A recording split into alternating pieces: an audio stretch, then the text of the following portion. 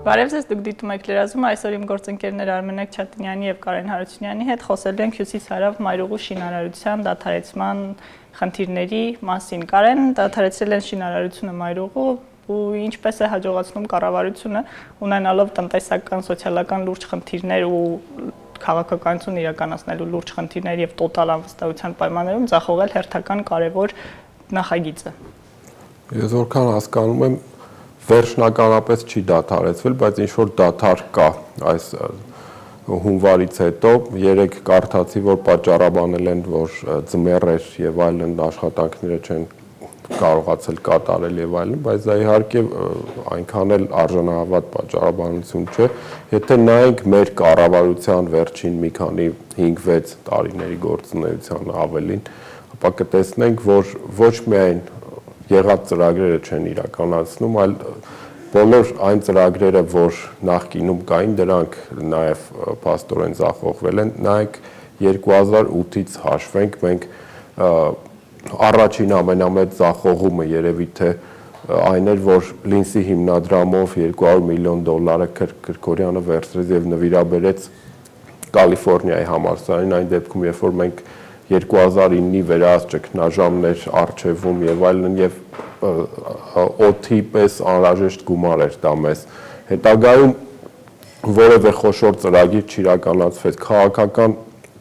պատճառներից ելնելով դադարեցվեց հազարամյակի մարտահրավերներ ծրագիրը։ Այս տարիների ընթացքում խոսել են մեր կառավարությունը եւ մյուս պաշտոնյաները խոսել են մեծ ծրագրերի մասին Հայաստան-Իրան երկաթուղու, Մեղրիի հեկի հիմնարկեքի, ատոմակայանի կառուցման եւ այլն, բայց այդ ծրագրերից ոչ մեկը տեղից չի շարժվել։ Բացի դրանից կրճատվել են օտարերկրյա ներդրումները։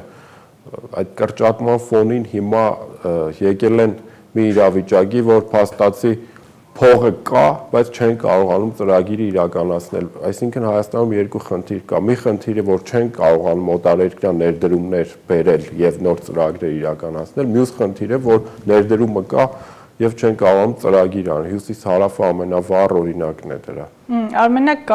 կարևոր նախագիծ էր, եթե կյանքի կոչվեր կամ եթե կյանքի կոչվի, մի քիչ մանրամասնի ինչ կտամ այս նախագծի կյանքի կոչումը եւ ինչ կորուստներ կունենանք, եթե այնուամենայնիվ շինարարությունը կասեցվի երկարաժամկետ։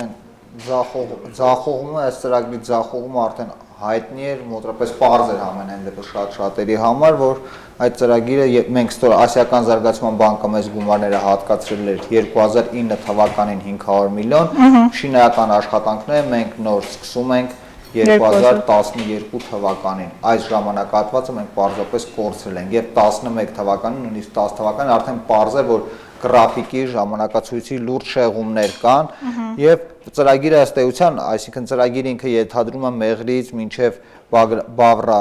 մաքսային անցակետը արագընթաց բետոնյա ճանապարհատված կառուցել եւ այդ ամենը պետք է կառուցվեր մինչեւ 17 թվականը, որովհետեւ Վերջնասիական զարգացման բանկը վերջի 4-րդ տրանշը պետք է մինչեւ այդ արդեն հատկացված լիներ, սակայն մենք նույնիսկ 3-րդ տրանշը պետք է մեզ 12 թվականին մենք պետք է ստորագրեինք, եթե չեմ սխալվում, այնտեղ խոսքը գնում էր մոտ 200 միլիոնի մասին, այս մեկ տարվա ընթացքում որևէ 13 թվականին որևիցե փաստաթուղթ չստորագրվեց, նույնիսկ այսօր կան կասկածներ, որ նույնիսկ այդ 3-րդ տրանշը կարող է չլինել, որովհետև առաջի 2 տրանշերով այնտեղ կրկնեմ 180 միլիոն էր երկրորդ տրանշով, որից ենթադրում էր Աշտարակ-Թալին ճանապարհահատվածի կառուցումը եւ Երևան-Աշտարակ, Երևան-Արարատ այդ ճանապարհահատվածների համար հատկացրել էր 60 միլիոն։ Այդ գումարները մենք չենք կարողացել ժամանակին տնօրինել եւ շինարարական աշխատանքներ կառուցել եւ բանկը երբ որ տեսնում է ամենայն դեպս երբ որ այստեղ ունես դու ձախողումներ, պարզապես այդ գումարը հնարավոր է եւ նաեւ չտրվի։ Չնայած խոստանում են, որ փետրվարին պետք է ինչ-որ փաստաթուղթ ստորագրվել, ամենայն դեպս արդեն բրծնում է փետրվարը, մենք ժամանակից շեղումների համար տուգանք է վճարում կառավարությունը, բացի դրանից, երբ որ գումարը վերցնում ես եւ ծրագիրը պետք է սկսած լիներ 2009-ից եւ ուշացնում ես տոկոսագումարները գալիս են քո վերցրած գումարի վրա, այսինքն ծրագիրը ավելի շատ է նստում քո պետության վրա, քան պետք է նստի։ Արդեն իսկ $300,000 Այո, դու գանկն այսինքն այնտեղ այնպես պայմաններից այնպես է, եթե դու գումարը չես օգտագործում, դրա համար տարեկան հաշվարկումը 0.15% պարտավճար։ Բայց ամբողջ զավեշտայինը մենք ունենք գումարներ եւ այդ գումարները չենք ծախսում։ Իհարկե այնտեղ պատճառաբանությունը նշվում է, որ մենք մասնագիտական կարողություններ չունենք, դա նման բավականին մենք երբեք նման ճանապարհ չենք կարծեմ, ու հարցը առաջանում իսկ 2009 թվականից այս կողմ մենք ինչով ենք զբաղված, մեր համենայն դեպս մեր պաշտոնյաները ինչով են զբաղված, ինչու մենք չենք փորձում պատրաստել մասնագետներ, համենայն դեպս նմանատիպ բետոնյա ճանապարհ կառուցվում էր Վրաստանում եւ շարունակվում է կառուցել։ Միգուցե որից է մեկին գործուղեն եւ 1 ամիս ուսումնասիրել այդ փորձը եւ այդ նույն փորձը բերեն տեղափոխեն Հայաստան։ Այն տեսեք, այդ աշտարակ Երևան եւ Երևան-Արարատ ճանապարհատված ինքը պետք է արդեն ավարտված լիներ 2013 թվականին։ Բայց իրականում ոչ թե ավարտած, այնտեղ ընդհանրապես եթե չեմ սխալվում, միայն հողային աշխատանքներ են կատարված, հետո ժամանակների տեղափոխում տեղի ունեցավ, հիմա խոստանում են, որ 14 թվականի կեսերին են ավարտելու, ամենայն դեպս եթե մենք տեսնում ենք այնտեղ ինչ աշխատանքներ ա կատարված, 14-ի նույնիսկ կեսերին այդ ճանապարհատվածը չեն կարողանալու կառուցել։ Այսինքն մենք նորից գործ ունենք անպատասխանատվության ու անպատժելիության հետ։ Մենք ավելի շուտ գործ ունենք շատ վատ կառավարման հետ, որովհետև խնդիրը այստեղ միայն հյուսիս-հարավ ավտոմայրուղին չի, խնդիրը բոլոր մեծ պրոյեկտներն են, եթե հիշենք ոչ միայն նաև մեծ պրոյեկտներ, նույնիսկ փոքր պրոյեկտներ, ընդհանրեն Գյումրի տեխնոպարկ լիներ եւ այլն կամ Դիլիջանը ֆինանսական կենտրոն, լայնաշերտ ինտերնետ ամբողջ երկրում, ոչ մի բան չի իրականացնել։ Իսկ մեծ պրոյեկտները ընդհանրապես միշտ ծառայեցվել են քաղաքական նպատակներ։ 2012-ի վերջին Սերժ Սարգսյանը գնաց Արմեն Մովսիսյանի էներգետիկայի նախարարի հետ, բացեցին Մեղրի հեկը իբր հիմնարկեք մի տարի հետո նախարարը հայտարարում է, որ Մեղրի հեկի շինարարությունը կսկսվի 2014-ին, այսինքն շատ լուրջ խնդիր կա, ոչ միայն ներդրումներ բերելու եւ ծրագրեր իրականացնելու, այլ նույնիսկ եղած ծրագրերը կառավարության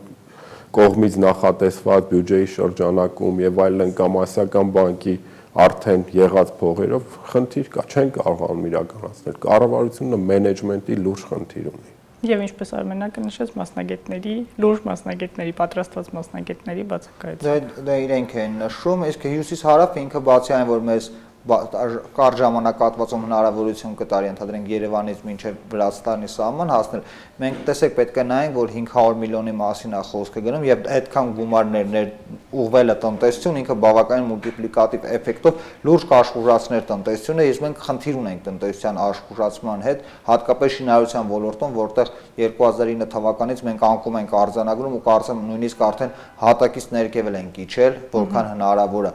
Դա կնվազեր ու կնպաստեր ընդհանուր տնտեսության աշխուժացմանը, դա ինչպես կառավարությունը նշում է շինարարության այդ փուչիկի մասին, որը մինչև ճգնաժամ էր, բայց այդ հյուսիս-հարավ այդ այսպես ասած փուչիկ, բայց իրականում կատալիզատոր կարող էր հանդիսանալ ոչ տնտեսական աճի համար։ Այսինքն կստեղծվեն աշխատատեղեր, այդ գումարները կծախսվեն տնտեսություն եւ ամբողջ տնտեսությունը կշահի։ Հենց դրա համար ես հարցրեցի ունենալով սոցիալ-տնտեսական լուրջ խնդիրներ, ինչպես կարողացավ ձախողել այս ծրագիրը, շնորհակալություն։ Ձախողելու հարցում մեր կառավարությունը շատ հմուտ է, խնդիր չունի։ Միակ բնագավառն է։ Իսկ կարող է մաստեր կլասեր անցկացնի։ Շնորհակալություն մեկնաբանությունների համար, այսպեսին էլ լրացումը շարունակեք հետևել Civilnet-ին։